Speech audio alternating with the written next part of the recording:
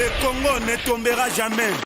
Il faut essayer de comprendre comment se fait-il qu'on en parte et qu'on soit remplacé au moment où ils sont en train de se développer et de prendre une puissance très importante pour le futur. Comment se fait-il qu'avec la position que nous avions en Afrique, avec cette importance stratégique pour la France que représente l'Afrique, qui était notre débouché naturel pendant tant d'années, comment se fait-il qu'aujourd'hui, on soit chassé dans certains pays, on soit très mal dans d'autres?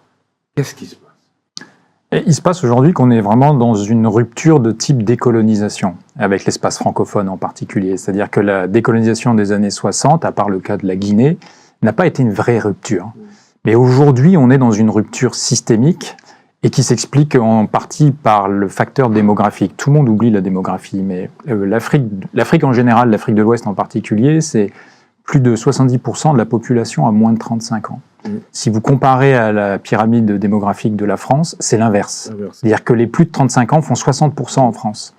Donc on a une évolution qui est complètement divergente d'un point de vue démographique. Et ça a des conséquences lourdes. Ça a des conséquences lourdes parce que les facteurs psychologiques des opinions publiques sont complètement opposés. Quand vous avez une opinion publique jeune, elle se projette facilement dans le temps et dans l'espace. Quand vous avez une opinion publique vieillissante, elle est gouvernée par ses peurs. Et nos politiques en France l'ont bien compris, ils ne jouent que là-dessus, et donc ça provoque un repli mortifère. Sauvons l'Afrique.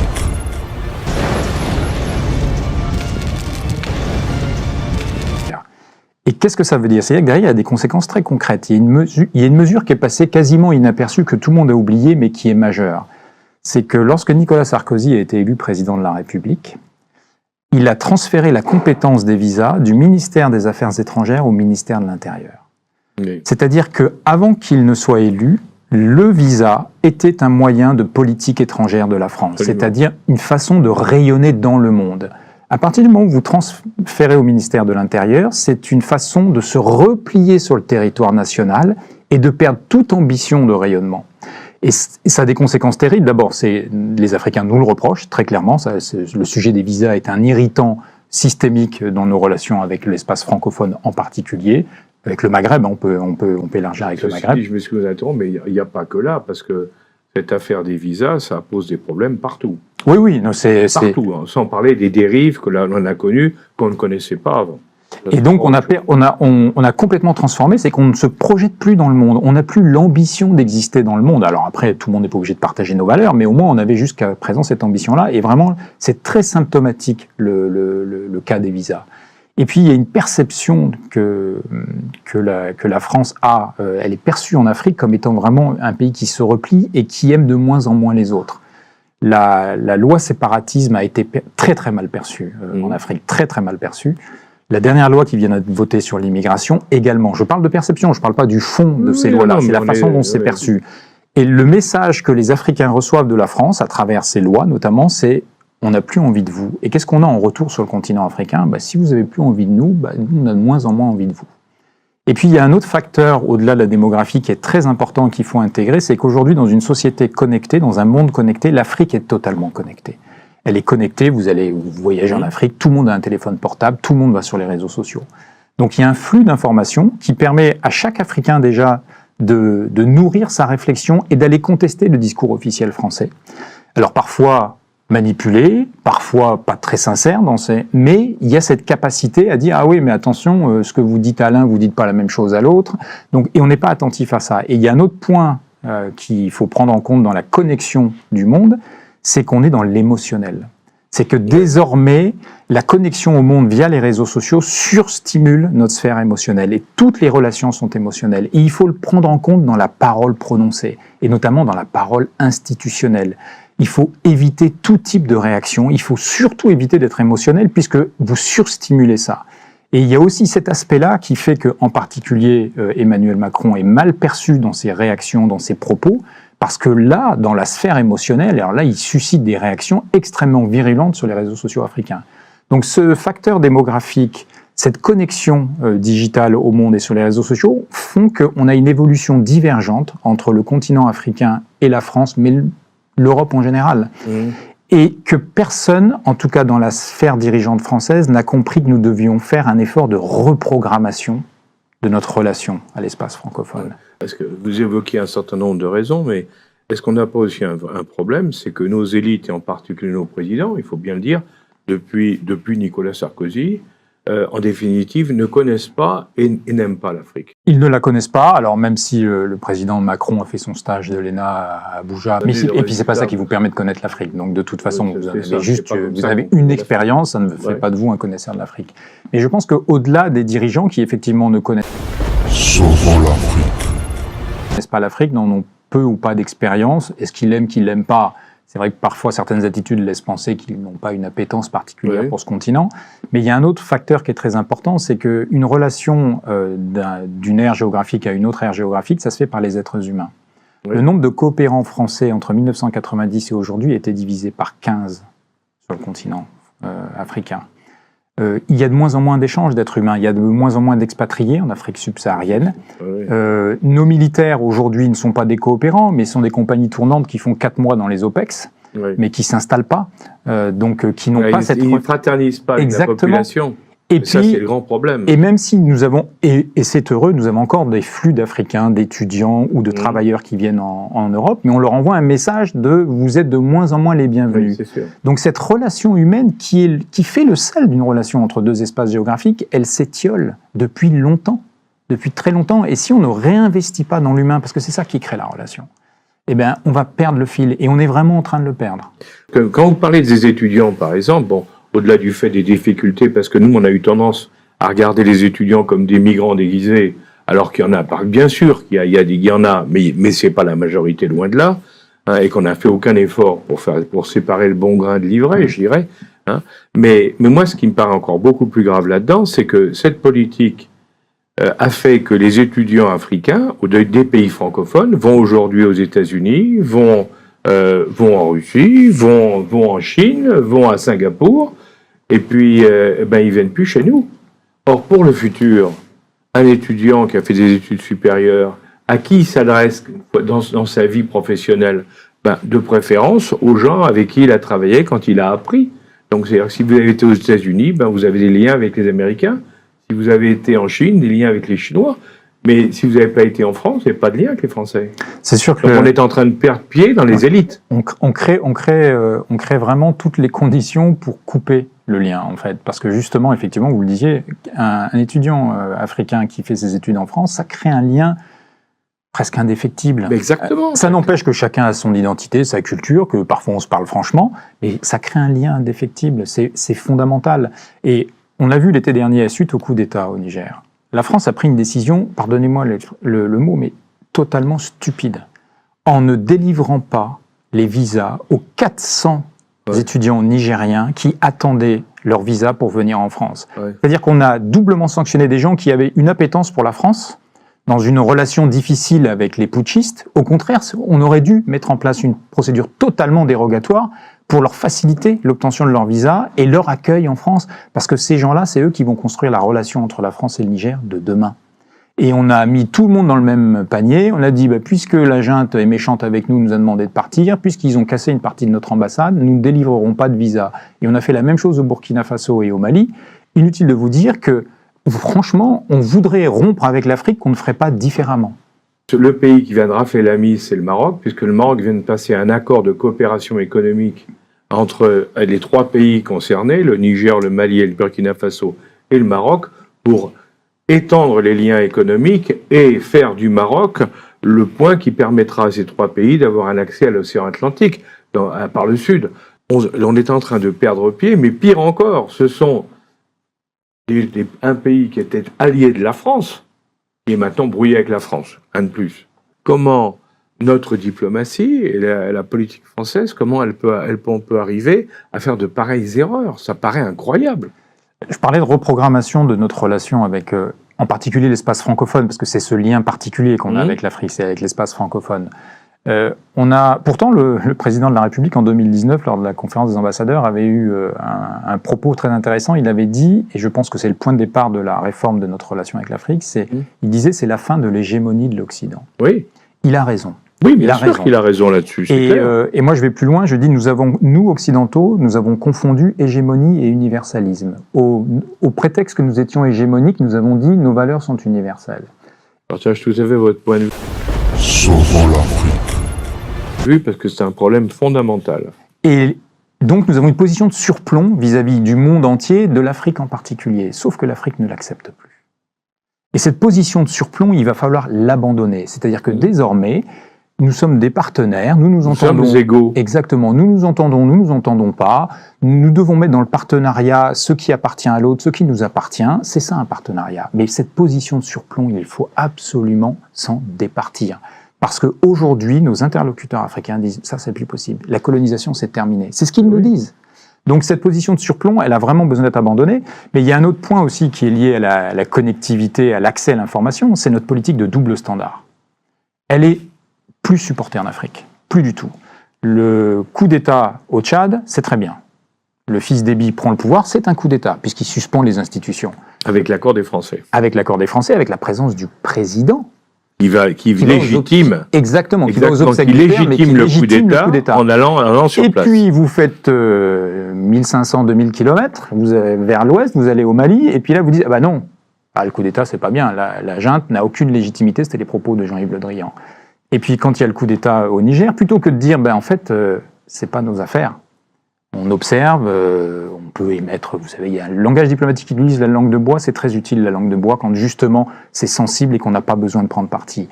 Et de dire, c'est une affaire intérieure aux Nigériens et on ne prend pas parti. On a pris parti. Et on a pris parti en plus avec une analyse simpliste qui consistait à dire, parce qu'on traite l'Afrique de manière très simpliste, et Mohamed Bazoum a été un président élu démocratiquement, il a été élu démocratiquement, ça se discute. Oui, alors j'allais vous dire, Oui. parce que Mohamed Bazoum, quand il a été élu avec avec le président Issoufou, qui était le président en place, qui a tout fait, entre guillemets, pour qu'il soit élu. Hein. Et c'est pour ça qu'il faut être, Et sachant, excusez-moi, et sachant également, je précise pour nos auditeurs, parce qu'ils ne le savent pas forcément, c'est que la population au Niger, il y a quand même les gens du Sud et les gens du Nord. Hein. Bazoum est un Arabe. Donc c'était quelqu'un qui est considéré comme quelqu'un du Nord, et ça avait été très très mal vécu par tous les gens du Sud, qui considèrent que légitimement le pouvoir leur appartient, puisqu'ils sont majoritaires en population. Et je pense que il faut savoir tout ça. Donc réagir comme on a réagi, exactement. C'était refuser de voir une réalité interne, mais qui était un problème interne qui n'est pas le nôtre. Exactement, et une complexité de la situation qui aurait dû nous inviter à beaucoup plus de prudence. Donc, en plus, on s'est entêté sur une position qui a provoqué. En plus, ça a été ridicule, parce que le départ on a des forces et on pouvait rien faire. Résultat, du coup, on est parti. Donc, départ des troupes françaises, départ de l'ambassadeur. L'ambassadeur qui est parti. C'est pareil, quand les autorités maliennes ont déclaré notre ambassadeur persona non grata, on a appliqué les usages diplomatiques, c'est qu'on rappelle notre ambassadeur. Pourquoi au Niger, nous sommes montés sur nos ergots en disant il ne partira pas, il ne partira pas. Nous ne sommes pas chez nous. C'est pas un département français.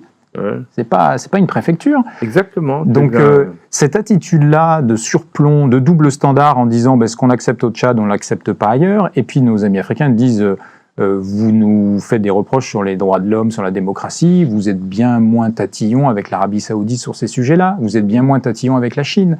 Donc moi je pense que la meilleure façon de respecter nos partenaires africains, c'est de pas avoir de double standard, c'est-à-dire qu'on n'exige pas plus des Africains qu'on exige de l'Arabie Saoudite et de la Chine, et au moins c'est cohérent. Et ça, ce double standard, il nous fait très très mal. Il nous fait très très mal parce qu'il sape notre légitimité à prendre la parole et à être une voix autorisée.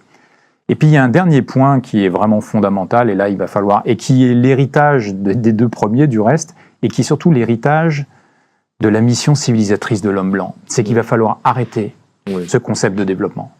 Nous ne sommes pas en charge du développement du continent africain. Ça n'est pas la mission de l'Occident, c'est la mission des Africains.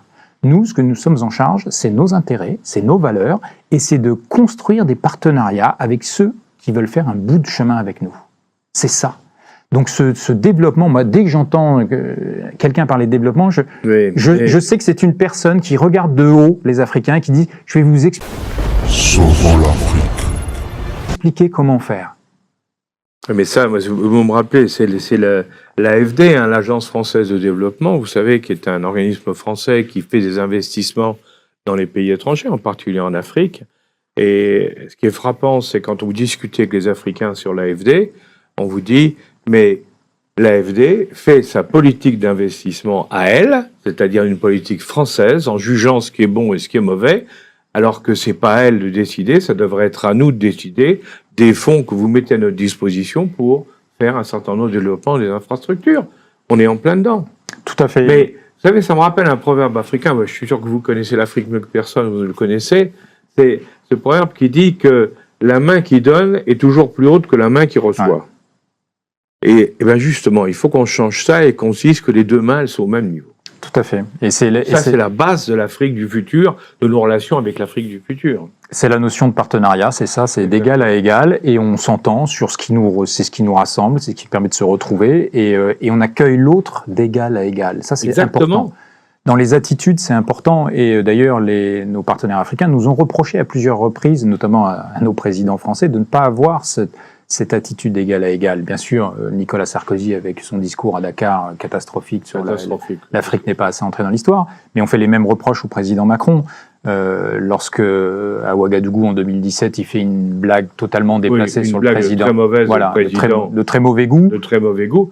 Et la dernière au Congo aussi. Avec le président Tshisekedi. En 7 ans de rébellion, on est incapable de régler voilà, une rébellion. C'est une guerre. Alors que c'est une guerre qui est pire que la guerre qui se passe en Ukraine ou la guerre qui se passe en Israël. Hein. Tout à fait. La guerre du Congo, c'est une guerre qui a coûté plus de morts, largement plus de morts. Largement plus. Largement plus de morts que les autres. On n'en parle pas. Notre président parle d'une rébellion qui n'est pas contrôlée par l'État, alors que tout le monde sait que c'est le Rwanda qui finance le M23 et qui fait toutes ces actions terroristes dans la zone pour pouvoir exploiter les mines de cobalt. Et en plus, au-delà du désaccord que nous pourrions avoir avec le président Tshisekedi, vous êtes invité chez le président Tshisekedi. Mais oui. La courtoisie diplomatique quand même vous invite à ne pas exposer. Pas. Mais non. Donc c'est ça, c'est qu'on peut avoir des désaccords, mais il y a des façons de les exprimer, et surtout pas en public.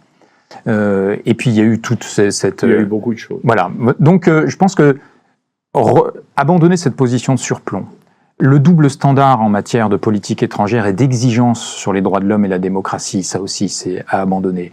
Développement, quand on aura compris qu'on n'est pas en charge du développement des autres, on est en charge de la promotion de nos valeurs, de nos intérêts, et on construit des partenariats dans ce cadre-là, on va enfin pouvoir reconstruire quelque chose avec l'Afrique. Mais malheureusement, je ne trouve pas que ça évolue dans le bon sens. Et puis, ce que je disais précédemment, c'est que le fait qu'on ait de moins en moins d'échanges humains avec le continent africain fait que ce lien se perd. Parce que pour que le lien se crée, il faut qu'il y ait des hommes et des femmes qui aiment l'autre. Qui aiment l'autre. Et d'ailleurs, vous aviez des coopérants qui se mariaient avec des Africains et des Africaines, et vice-versa. Vous avez des étudiants africains qui fondent une famille en France. C'est ça la relation entre deux espaces géographiques. C'est aussi ça. Et aujourd'hui, côté français, quand on entend tout le discours mortifère au niveau politique sur le grand remplacement, il y a des réalités objectives de migratoires. Il va falloir que nous gérions ce défi-là sur les 20 ans à venir. Et c'est pas en nous repliant et en faisant peur à tout le monde qu'on va y arriver. Et c'est plutôt en créant du lien avec nos conditions, mais en créant du lien. L'ambition, c'est de créer du lien. C'est vraiment ça.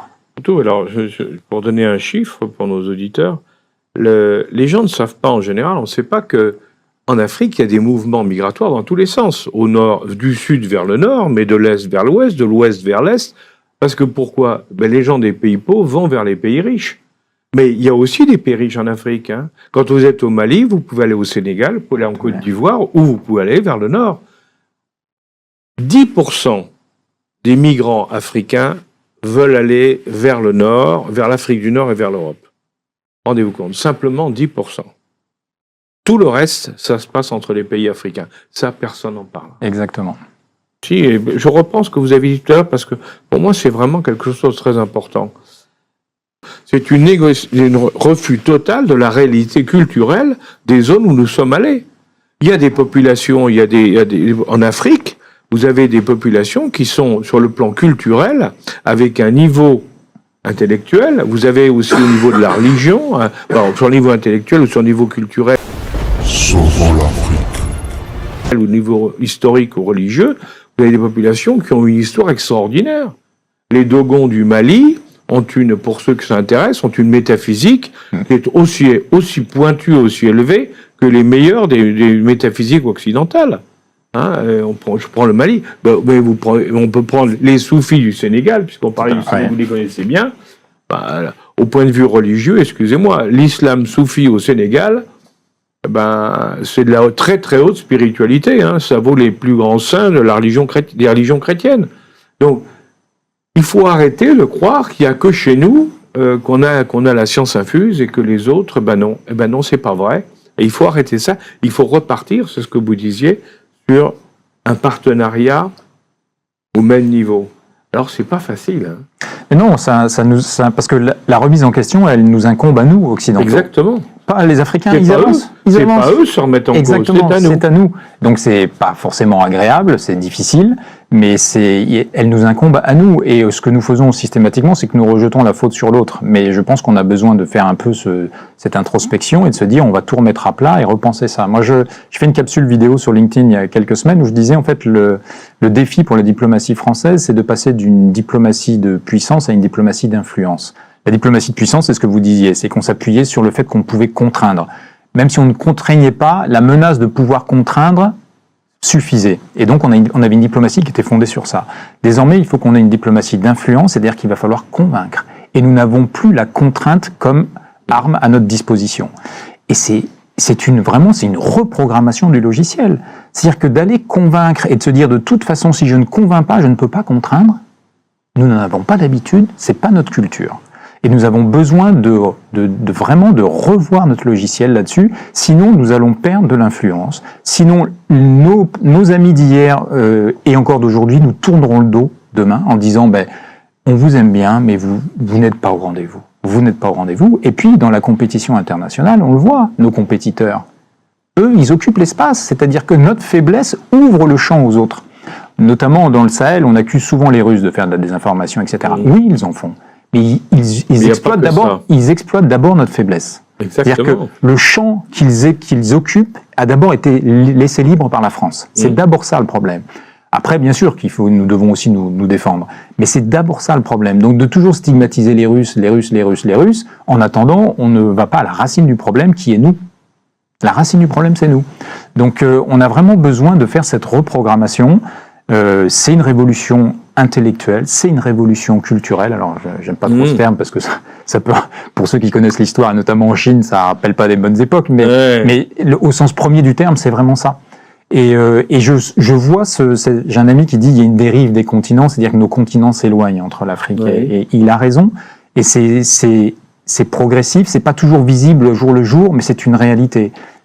Vous disiez tout à l'heure que les coopérants français avaient baissé de 15 fois, c'est ça, réduit de 15 fois. Bon, ce qui est frappant, c'est que les Français étaient la population la plus importante expatriée en Afrique il y a 30-40 ans. Aujourd'hui, c'est plus les Français, c'est les Chinois qui nous ont remplacés et qui sont la population la plus importante. Parce que ce sont des commerçants et ils jouent sur l'économie. Donc là, on se dit effectivement, sommes-nous capables, et comment faire en France pour changer les mentalités? Alors, parce qu'il y a un problème de politique, mais il y a un problème de formation aussi. Dans nos écoles, il faut qu'on change la mentalité de tout le monde. On s'inscrive dans un nouveau logiciel qui fasse qu'on soit un peu moins arrogant et convaincu de notre génie pour se dire qu'on est au même niveau que les autres et que dans la compétition, c'est les meilleurs qui gagnent. Alors, on a une ressource extraordinaire en France qu'on n'exploite pas du tout, c'est les diasporas africaines. C'est vraiment une ressource extraordinaire. Moi, il y a quelques années, avant le sommet de Montpellier, j'avais eu l'occasion de faire un papier pour la cellule, ce qu'on appelle la cellule Afrique de l'Élysée, et j'avais dit l'ambition africaine de la France commence sur notre territoire national. Excusez-moi de vous dire, là aussi c'est très frappant. Il y a la cellule africaine. À l'époque du général de Gaulle, de Pompidou, de Giscard, il y avait Foccart, Foccart et ses équipes qui étaient complètement en permanence en lien avec tous les pays africains. On a eu Penn après qui a remplacé. On a eu une cellule africaine qui a continué avec le président Mitterrand, avec tout le monde. Et puis elle a continué jusqu'à Chirac d'ailleurs. Et puis après, la cellule africaine, elle a disparu peu à peu. Aujourd'hui, elle est noyée Il n'y a plus de cellules africaines spécifiques, qui montre bien qu'on ne traite plus l'Afrique comme une zone spécifique, parce que dans le fond, l'Afrique, c'est quoi? C'était notre profondeur stratégique à nous. Hein. Nous, c'est pas l'Amérique du Sud, c'est pas l'Asie, c'est pas nous, on n'est pas là-dedans. Hein. Le seul endroit où on avait quelque influence et des possibilités de développement économique, c'était l'Afrique. L'organisation institutionnelle en dit long, effectivement, sur les ambitions. Et typiquement, vous parlez de la cellule Afrique, c'est François Hollande surtout qui a voulu normaliser cette...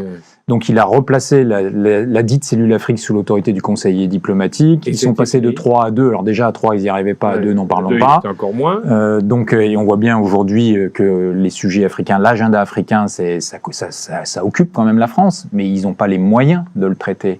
On ne se donne pas les moyens ni l'ambition. Donc effectivement, l'organisation institutionnelle en dit long. Mais vraiment, je pense que sur les diasporas africaines présentes en France, et je dis les diasporas au sens très large du terme, c'est-à-dire à la fois ceux qui ont la double nationalité, ceux qui ont que la nationalité française et qui sont d'origine africaine, mais aussi les Africains qui sont présents en France et qui n'ont pas la nationalité française. Et ces diasporas africaines sont une ressource extraordinaire pour les institutions françaises, pour le monde de l'entreprise. Et dans les institutions françaises, vous en voyez beaucoup, vous ? Je veux dire, il y a un moment où il faut se poser la question. C'est ça la réalité. Dans la diplomatie française, ça commence à peine à arriver. Donc on a un vrai sujet là aussi, parce que cette ressource, nous l'avons. Les Américains savent très bien utiliser leur communauté. Les Américains, ils le font parfaitement. Ils l'ont fait très très bien au Burkina Faso à l'époque où Blaise Compaoré a chuté. Ils avaient un ambassadeur d'origine congolaise. Ils ont parfaitement joué là-dessus. Ils ont su en jouer. Nous, en France, on dit... Oui, mais vous savez, c'est compliqué, c'est des gens qui ont encore des attaches en Afrique, donc c'est une vulnérabilité si on les rentre dans le système institutionnel. Peut-être, mais regardons d'abord les avantages avant d'avoir peur. Regardons d'abord les avantages. Et puis, ce que je dis toujours, c'est que la France a depuis très longtemps une part d'identité africaine, depuis très longtemps. Et encore plus aujourd'hui. Et nous devons la valoriser. Nous devons la valoriser. C'est très clairement un atout extraordinaire pour exister en Afrique. Et aujourd'hui, dans le discours politique, je n'entends pas cette ambition-là. Je ne l'entends pas. Les diplomates qui partaient en Afrique étaient des diplomates qui faisaient carrière en Afrique. C'est-à-dire qu'on partait d'un pays africain, on allait dans un autre pays africain.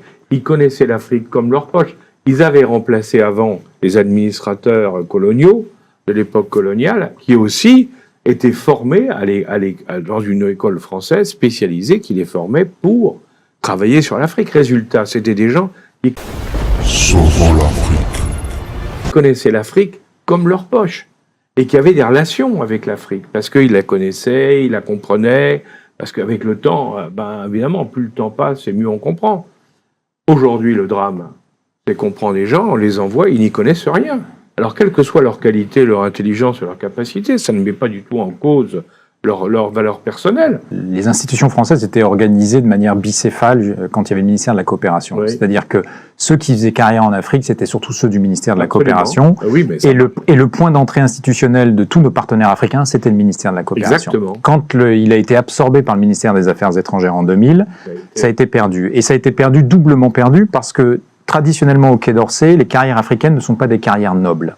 Donc on avait laissé ça au ministère. On revient à un autre problème. Voilà. On avait laissé ça au ministère de la Coopération, et quand on a absorbé le ministère de la Coopération, on a dit les carrières africaines sont restées secondaires dans le cursus du Quai d'Orsay, mais surtout toute cette génération de gens qui avaient fait une grande partie de leur carrière en Afrique sont désormais tous partis à la retraite, et il n'y a pas de véritable relève.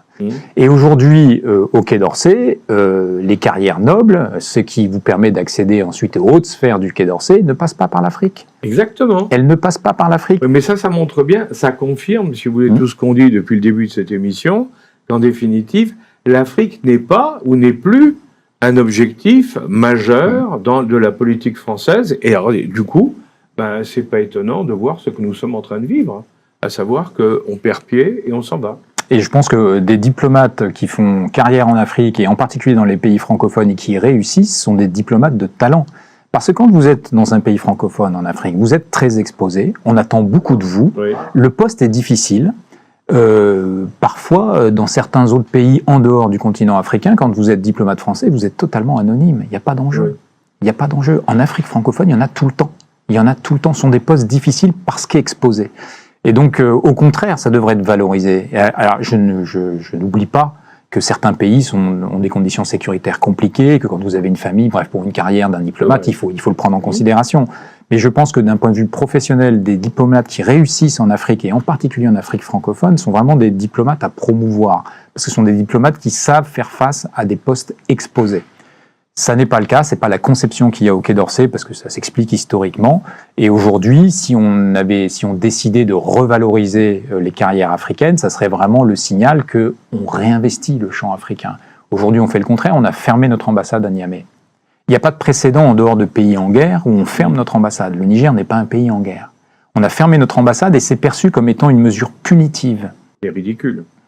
Donc là, une nouvelle fois, on va exactement sur les créneaux qui sont contre-productifs pour notre influence, qui renforcent l'idée des jeunes générations africaines que les Français ne sont pas capables de réviser leurs logiciels et de les traiter d'égal à égal. Et c'est punitif, alors que nous devrions... Le paternalisme, comme le colonialisme, c'est fini. Il faut nous l'admettre, devrions c'est terminé. redoubler d'efforts. Nous avons eu un moment très difficile, il faut le dire, au Niger, après le coup d'État. Ouais. Nous devrions redoubler d'efforts pour recréer du lien. C'est ça notre effort que nous devrions produire, plutôt que de dire puisque c'est ainsi, nous allons vous punir. Nous sommes partis. On a laissé le champ libre. Les Américains l'ont exploité avec un cynisme total, en même temps que nous étions, nous, poussés vers la porte. Et puis les Marocains sont arrivés, viennent de rafler la mise. Donc ça veut dire que ça va être dur de revenir. Ça va être dur, et c'est pour ça que je dis il faut redoubler d'efforts, il faut accepter l'idée qu'on s'est trompé. Mais comme on est dans le déni, je veux dire, repenser une ambition diplomatique, c'est d'abord reconnaître sa défaite. Il faut commencer par, c'est la première étape. Et puisqu'on est toujours dans le déni, c'est toujours la faute des autres. Nous, on a bien fait, c'est les autres qui nous comprennent pas. Donc, on n'est pas prêt de réformer cette ambition diplomatique, mais pourtant, c'est absolument nécessaire. Et avec le Niger, ce qui me semble absolument essentiel, c'est de redoubler d'efforts pour recréer du lien, recréer des canaux, de façon à ce qu'on puisse renouveler notre présence diplomatique au Niger. Et même si nous avons des désaccords fondamentaux avec la junte, c'est ça l'essence de la diplomatie, c'est ça la subtilité de la diplomatie, c'est qu'on conserve le lien malgré les désaccords. Je crois que on vient de faire un bon tour d'horizon, j'en suis très content. Et merci Laurent Vigo d'avoir accepté de venir partager vos idées, votre perception avec nous, parce que on vient de faire vraiment un bon tour d'horizon sur une situation qui peut s'améliorer, et c'est là vous donner des messages d'espoir, qui peut s'améliorer, mais qui implique une véritable remise en cause, parce que pour le moment, nous sommes en train de perdre pied, et il faut bien le dire, il n'y a pas de signe avant-coureur de cette nécessaire remise en cause que nous venons d'évoquer, qui est une nécessité, parce que l'Afrique, ne l'oublions pas, est une nécessité pour la France, l'Afrique francophone, parce qu'elle reste, ce que je disais tout à l'heure, sa profondeur stratégique au niveau mondial, parce que nous n'en avons pas ailleurs, quoi qu'on en raconte, même dans l'océan Indien et dans l'Indo-Pacifique, où là notre présence est peut-être forte au niveau surface, mais très faible au niveau impact réel. Et je pense qu'il y a un message pour les entreprises françaises aussi. Allez-y. C'est très important. Les entreprises françaises aussi doivent faire leur évolution. C'est-à-dire que le marché africain, c'est la Chine de demain. La démographie, c'est mathématique. Ouais. Tous ces gens, quelles que soient les difficultés, les crises qu'il peut y avoir, vont avoir besoin de se loger, vont avoir besoin d'électricité, d'eau, de consommer, de loisirs, etc. Les marchés africains, tous, qu'ils soient francophones ou en dehors, sont déjà en train d'exploser. Si nous ne sommes pas présents aujourd'hui, dans 10 ans, le coût d'entrée sera multiplié par 100, par 150. Associez-vous avec des Africains qui ont l'expertise, la connaissance. Déjà, quand vous n'avez même pas la connaissance des langues nationales, comment voulez-vous comprendre le pays? Si vous parlez français au Sénégal, mais si vous ne parlez pas Wolof, vous ne comprenez rien de ce qui s'y dit. Exactement. Vous ne parlez pas Bambara au Mali, ça ne sert à rien. Et vous arrivez à un niveau de granularité en s'associant avec les Africains qui vous permet d'avoir une véritable expertise. Vous êtes représentant d'une marque, vous devez pouvoir mesurer l'acceptabilité de votre marque. Comment vous faites pour être africain avant d'être perçu comme étant français? Et ça, vous ne le faites qu'en association avec des entreprises africaines. Il faut aller là-bas sur place. Exactement. L'époque de l'export des produits depuis la France vers l'Afrique sous prétexte que c'est bon pour nous, donc c'est bon pour eux, c'est fini. Une fois de plus, il faut aller sur place, il faut vivre sur place pour développer les affaires. Votre remarque complète bien tout ce qu'on vient de dire, parce que on disait, il y a des opportunités, mais là encore, il faut réviser complètement notre mode de pensée, notre mode d'action. Vaste programme, comme a dit le général de Gaulle, mais riche d'espoir si on veut se relancer. Merci pour cette émission sur l'Afrique. C'est une émission que nous dédions à nos auditeurs présents et qui vivent en Afrique. Et nous savons, vous êtes nombreux à nous suivre. Et je vous dis à bientôt pour une prochaine émission sur l'Afrique. Merci. Au revoir. Pour participer à ce jeu concours, vous n'avez plus qu'à cliquer sur ce lien. Vous découvrirez les questions autour de nos émissions. Je vous souhaite bonne chance et je vous souhaite aussi de gagner les nombreux lots que nous vous proposons. Merci et à bientôt.